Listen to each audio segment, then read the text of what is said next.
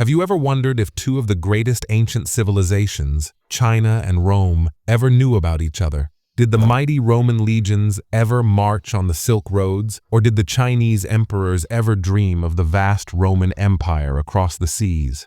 Hi, welcome back to Historical Veils. Today, we're uncovering a story spanning over 1,000 years, a tale of trade, mystery, and occasional misunderstandings between ancient China and Rome. This isn't just a history lesson. It's a journey that might make you rethink how interconnected the ancient world really was. Let's begin with a question. How far would someone travel 2,000 years ago to seek wealth, knowledge, or alliances? Keep this in mind as we dive in, because the answers might surprise you. Imagine yourself as a Roman merchant in the 1st century CE, standing in a bustling market filled with luxurious goods, fine silks shimmering in the sunlight. These fabrics were unlike anything you'd ever seen before. But where did they come from? The Silk Road wasn't a single path, but a network of trade routes stretching over 4,000 miles, linking Rome to China. Chinese traders would rarely, if ever, journey the entire route. Goods passed through numerous hands, from Central Asian nomads to Persian middlemen.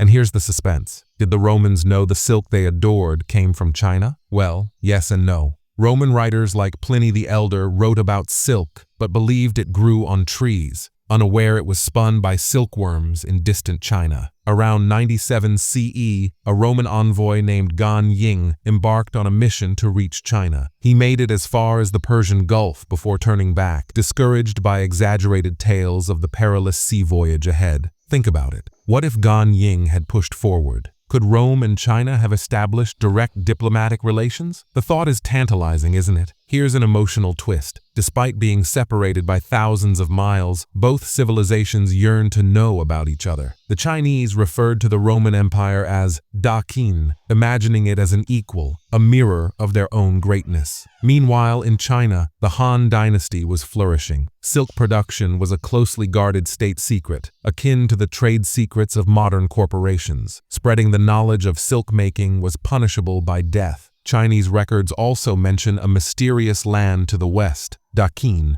They described its people as tall, with fair skin, and an advanced society. For centuries, Daqin existed in Chinese imagination as a powerful, yet unreachable ally. Here's the kicker. Did you know that some Chinese historians believed that Romans sent emissaries to their court as early as the 2nd century CE? The records are sparse and vague, adding an air of mystery to this ancient connection. Trade wasn't just about goods, it was about ideas, cultures, and even diseases. Roman glassware made its way to Chinese markets, and Chinese silk became a symbol of wealth and status in Rome. But here's where it gets fascinating. The silk trade became so lucrative that Roman senators worried about its economic impact. Pliny the Elder lamented the moral decay silk supposedly brought to Roman society, equating its allure with decadence. Does this remind you of modern debates about luxury goods or the impact of globalization? It's amazing how history echoes through the ages.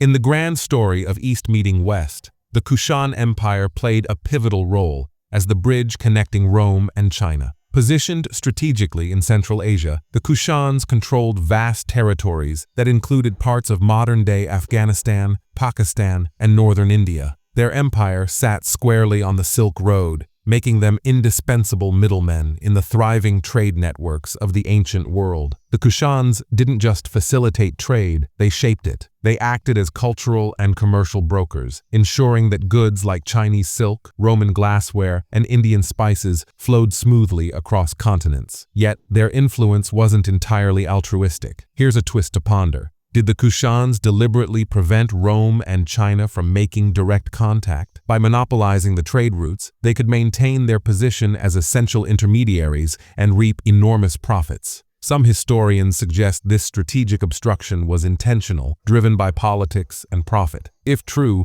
it's a striking reminder of how power dynamics in ancient trade mirrored the complexities of modern geopolitics. Rome and China, two of the greatest military powers of the ancient world, were unmatched in their strategies, technologies, and battlefield innovations. Roman legions, renowned for their discipline and engineering prowess, created war machines like the ballista and perfected siege tactics. On the other side of the world, Chinese armies employed advanced crossbows, iron weapons, and elaborate cavalry formations that would leave any observer in awe. Imagine, for a moment, Roman soldiers encountering the precision and power of Chinese crossbows. How might they have adapted their strategies? Conversely, Chinese generals studying the tightly organized ranks of Roman legions or their mastery of fortifications could have revolutionized their own approaches. Yet, despite their military brilliance, Rome and China never directly crossed paths on the battlefield or as allies. Historical records show only scattered mentions of each other's existence, often shrouded in myth or exaggeration. What if, though, they had found common ground and formed an alliance? Could a Roman-Chinese partnership have conquered or stabilized the ancient world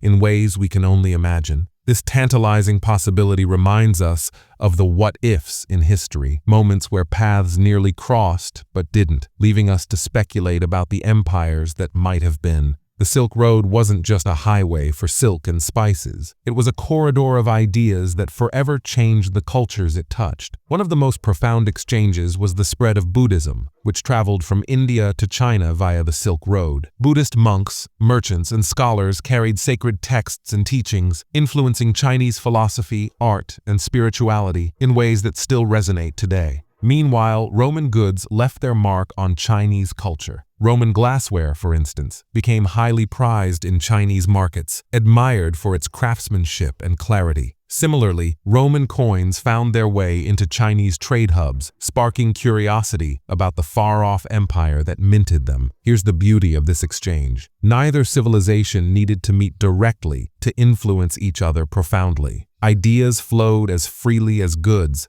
shaping art, religion, and even technology across continents. Isn't it astonishing how human connection transcends physical barriers, leaving a legacy that endures for centuries? As the centuries passed, the fall of the Roman Empire in the West and the rise of new powers in Central Asia disrupted the Silk Road. By the time of the Tang dynasty in China and the Byzantine Empire in the East, contact had become sporadic. But here's the emotional heart of the story. Even as empires rose and fell, the legacy of their connection endured. The silk that once adorned Roman togas inspired centuries of fascination with the East. So, what can we learn from 1,000 years of contact between ancient China and Rome? Perhaps it's this. Even in a world without planes, phones, or the internet, human beings found ways to connect. Their story reminds us that curiosity, ambition, and the desire to explore are timeless. And who knows, maybe, just like the Romans and Chinese, we're leaving behind traces of connection for future generations to uncover. Thanks for joining me on this journey through time on Historical Veils. If you enjoyed this video, don't forget to like, comment, and subscribe. And tell me in the comments, what do you think would have happened if Rome and China had met face to face?